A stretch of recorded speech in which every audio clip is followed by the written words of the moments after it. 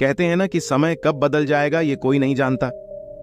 दोस्तों, आखिर चुप रहना क्यों आवश्यक है, चलिए एक कहानी के माध्यम से समझते हैं। उससे पहले वीडियो पर नए हैं तो वीडियो को लाइक करें, कमेंट में नमो बुद्धा जरूर लिखें और चैनल को सब्सक्राइब करें। एक समय की बात है, आश्रम के सभी बच्चे जब दूसरे कामों में लगे होते थे तो एक बच्चा एक कोने में बैठा चुपचाप अपने आप में खोया रहता था। वो अक्सर किसी से ज्यादा बात नहीं करता था।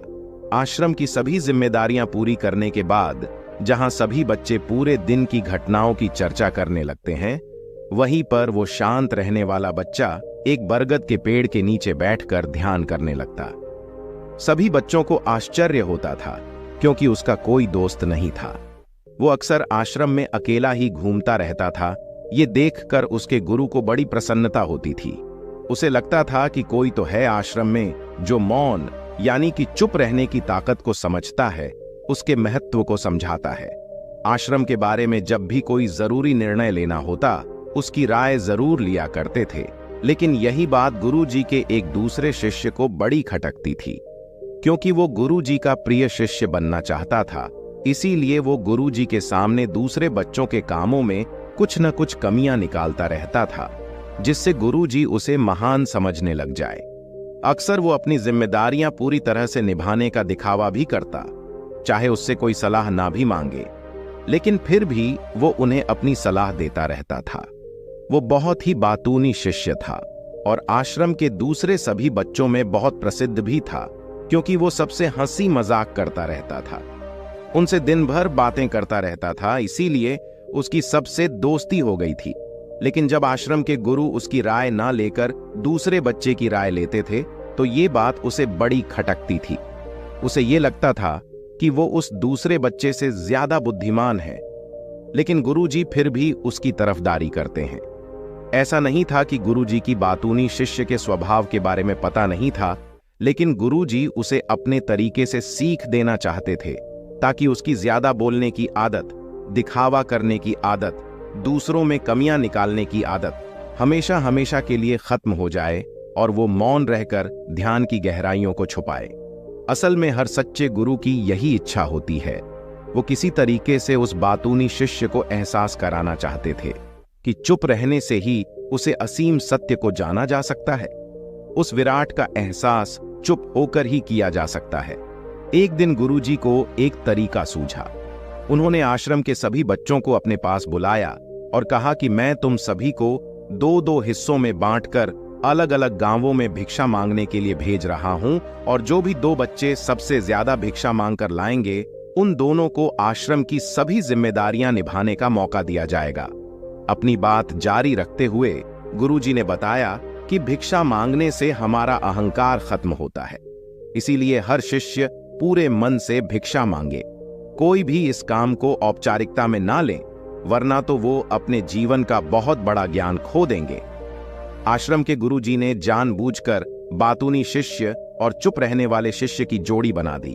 बातूनी शिष्य के मन में सिर्फ एक ही बात चल रही थी कि इस बार उसे मौका मिला है और इस बार वो गुरुजी को दिखा देगा कि वो चुप रहने वाले शिष्य से कितना ज्यादा प्रतिभावान है। दोनों शिष्यों ने आपस में अपनी सहमति से निर्णय लिया कि दोनों गांव के अलग अलग जगह से भिक्षा मांगना शुरू करेंगे, ताकि भिक्षा मांगने का काम जल्दी खत्म किया जा सके। चुप रहने वाला शिष्य हर द्वार पर जाकर अपने हाथ जोड़कर अपना भिक्षा का पात्र उनके सामने कर देता। उसके चेहरे पर एक सादगी और उसकी आंखों में एक एकांत होता था, जिससे भिक्षा देने वाले उसे भिक्षा देकर अपने आप को अनुग्रहित समझते थे। वहीं पर दूसरा बातूनी शिष्य हर द्वार पर जाकर उनको कुछ न कुछ ज्ञान देने लगता था, जिससे ज्यादातर लोग उसे बिना भिक्षा दिए ही लौटा देते थे। पूरे गांव में भिक्षा मांगकर जब दोनों गांव के बीच में मिले तो बातूनी शिष्य ने देखा कि चुप रहने वाले शिष्य के पास उससे दुगुनी भिक्षा थी।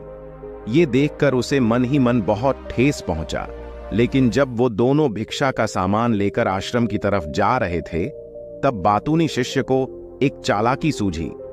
उसने चुप रहने वाले शिष्य से कहा कि हमें अपनी भिक्षा एक ही थैले में डाल लेने चाहिए। गुरुजी ने हम दोनों को एक साथ भिक्षा लाने के लिए कहा था। चुप रहने वाले शिष्य ने बिना कुछ बोले अपनी सारी भिक्षा उसके थैले में डाल दी। बातूनी शिष्य मन ही मन बहुत खुश हो रहा था कि अब गुरुजी को ये पता नहीं चलेगा कि ज्यादा भिक्षा हम में से किसने मांगी। उसे लग रहा था कि गुरुजी मुझे इससे कम प्रतिभावान समझेंगे, इसीलिए उसने ये तरकीब लगाई। सभी शिष्यों के आने के बाद संध्या के समय जब सभी की भिक्षा तो ली गई, तो इन दोनों शिष्यों की भिक्षा सबसे ज्यादा निकली। गुरुजी ने इन दोनों का अभिवादन करते हुए आश्रम के सभी बच्चों के सामने उनकी पीठ थपथपाते हुए उन्हें मुबारकबाद दी और कहा कि मैं आश्रम का कार्यभार तुम दोनों को नहीं सौंप सकता, इससे आपसी मतभेद होने का खतरा रहता है। इसीलिए तुम दोनों में से जो ज्यादा भिक्षा लेकर आया है, आश्रम की जिम्मेदारी उसे ही सौंपी जाएगी। जब उन्होंने उनसे पूछा कि तुम में से ज्यादा भिक्षा कौन मांग कर लाया था, तो बातूनी शिष्य ने कहा कि गुरुजी, मैं इससे दुगनी भिक्षा मांग कर लाया था, लेकिन मुझसे गलती हो गई कि मैंने वो दोनों भिक्षा एक ही थैले में डाल ली। मुझे नहीं पता था कि आप ऐसा निर्णय लेने वाले हैं, वरना तो मैं अपनी शिक्षा का थैला अलग ही रखता।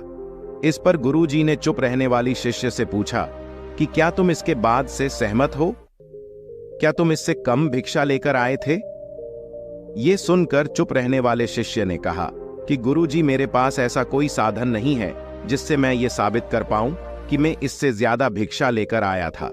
असल में ये उल्टा बोल रहा है, दुगनी भिक्षा में लेकर आया था, ये आधी भिक्षा लेकर आया था, और इसी ने ही मुझसे भिक्षा एक थैले में डालने की बात कही थी। आश्रम से कुछ दूरी पर एक पहाड़ी थी जिसके पीछे सूरज अब भी अभी संध्या के समय ढल रहा था। गुरुजी को तो पता था कि सच कौन बोल रहा है, लेकिन बाकी बच्चों के सामने सच साबित करने के लिए उन्होंने उन दोनों से एक सवाल पूछा कि पीछे पहाड़ी पर तुम्हें क्या दिखाई दे रहा है। यह सुनकर वाचाल शिष्य झट से बोल पड़ा कि गुरुजी, पहाड़ी के पीछे सूरज अपना रंग बिखेर रहा है, आसमान में लालिमा छाई हुई है, यह बहुत ही सुंदर दृश्य है। वो तो और भी बहुत कुछ कहना चाहता था, लेकिन गुरुजी ने उसे चुप करते हुए दूसरे शिष्य से जवाब जानने के लिए जब उसकी तरफ देखा तो उसकी आंखों में आंसू भरे हुए थे। श्रद्धा, भक्ति और प्रेम से उसकी आंखें भर आई थीं। गुरुजी को उससे पूछने की जरूरत ही नहीं पड़ी। गुरुजी ने सभी बच्चों को संबोधित करते हुए कहा कि मैंने सवाल किया था कि पहाड़ी के पीछे तुम्हें क्या दिखाई दे रहा है। ज्यादातर लोगों को यही दिखाई देगा कि एक बहुत सुंदर दृश्य है, लेकिन मजे की बात यह है कि सुंदरता बोलकर नहीं बताई जा सकती, उसे महसूस किया जा सकता है, और सामने वाला उस सुंदरता को आपकी आंखों में देख पाता है। चुप रहने वाले शिष्य की तरफ इशारा करते हुए गुरुजी ने कहा कि असल में सुंदरता इसी बच्चे ने देखी है, दूसरे बच्चे ने सिर्फ सुंदरता की उपव्याख्या की है, लेकिन इसने वास्तविकता में उस सुंदरता को महसूस किया है। अपने आप को ऊंचा दिखाने की सभी कोशिशें नाकाम होती देख वाचाल शिष्य वहीं पर फूट फूट कर रोने लगा। उसको चुप कराते हुए गुरुजी ने कहा कि बेटा, मुझे पहले से पता था कि तुम झूठ बोल रहे हो, लेकिन मैं तुम्हें उस झूठ का एहसास कराना चाहता था। सभी बच्चों को संबोधित करते हुए गुरुजी ने बताया कि शब्द जाल की तरह होते हैं। हमारे ज्यादा बोलने की वजह से बहुत सारी समस्याएं पैदा होती हैं। जब कोई आदमी एक बात को बढ़ा चढ़ाकर बोल देता है तो उसे सिद्ध करने के लिए वो शब्दों के जाल में फंसता चला जाता है, और इसी वजह से अंतर्मुखी होने की बजाय वो बहिर्मुखी होता चला जाता है।